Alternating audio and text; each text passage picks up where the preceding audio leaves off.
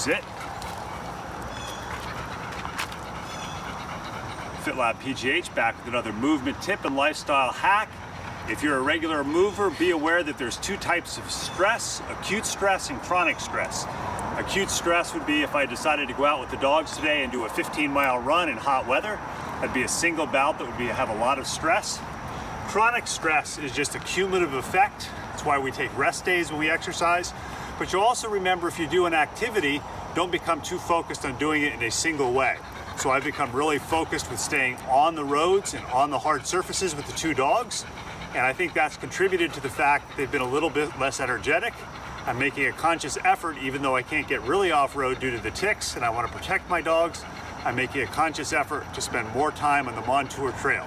It's a great opportunity in the Pittsburgh area to opt outside, and keep in mind that movement is part of what makes your life complete.